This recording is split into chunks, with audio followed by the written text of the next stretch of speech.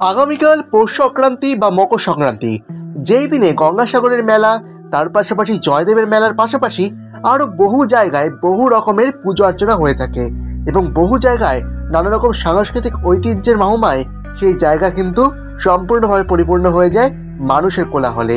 সেরকমই এমন এক জায়গা রয়েছে যেখানে এমন এক মায়ের পুজো হয়ে থাকে, যেই মায়ের পুজোর কাহিনী এবং সেই মায়ের পুজোর কথা আপনারা প্রথমবার শুনতে চলেছেন। সুতরাং চলুন আপনাদের জানাই মুর্শিদাবাদ জেলার নবগ্রাম থানার অন্তর্গত বসিয়া মায়ের পুজোর কথা।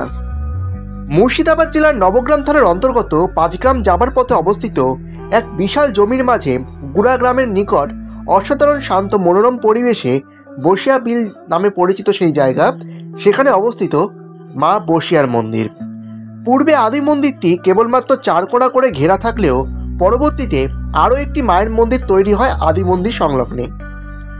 আদি মায়ের মন্দিরের প্রতিমা সারা বছর থাকে না, কেবলমাত্র পৌষ মাসের সংক্রান্তি বা মকর সংক্রান্তি তিথিতে মায়ের প্রতিমা ও বেদিতে মাকে প্রতিষ্ঠা করে সেখানে বিশেষ পূজা অর্চনা হবার পর সন্ধ্যের পরেই বিসর্জন দেওয়া হয় মায়ের প্রতিমা। আর অপর যে নবনির্মিত মন্দির রয়েছে সেখানে সারা বছর জন্য থাকে মাতৃ প্রতিমা। মায়ের দর্শন ও পুজো বছরের যে কোনো সময় করতে পারেন ভক্তনার্থীরা। মন্দিরের পুরোহিত নিকটবর্তী গুড়াগ্রামের অধিবাসী। মন্দিরের পুজোয় প্রচলিত রয়েছে বলি প্রথা। মায়ের পুজোয় ভক্তরা পায়েসের ভোগ মানত করে থাকেন। মকর সংক্রান্তির দিন বহু মানুষ সমবেত হন মায়ের বিশেষ পুজোর উদ্দেশ্যে।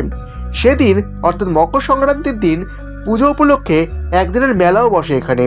মন্দির সংলগ্ন বিলের পুজো উপলক্ষে একদিনের সেই মেলা উপলক্ষে কত মানুষজন চড়ুই ভাতি করতে আসেন, অর্থাৎ পিকনিক। কথিত আছে মন্দির সংলগ্ন এই বিলের জল খুবই পবিত্র ও বিশুদ্ধ। রোগাগ্রস্ত মানুষ এই শারীরিক উপশমের জন্য এই মন্দিরে বিলের জলে স্নান করে নাকি নানা রকমের উপকারও পেয়েছেন বলে শোনা যায়। সুতরাং এই ছিল বসিয়া মায়ের পুজোর কথা, যেটি হয় পৌষ সংক্রান্তির বিশেষ তিথিতে। সুতরাং আজকের মতো ভিডিও এই পর্যন্তই। এরকম নানা অজানা পুজোর কথা জানতে আমার চ্যানেলটি সাবস্ক্রাইব করুন এবং এই ভিডিওটা লাইক, কমেন্ট, শেয়ার করতে থাকুন।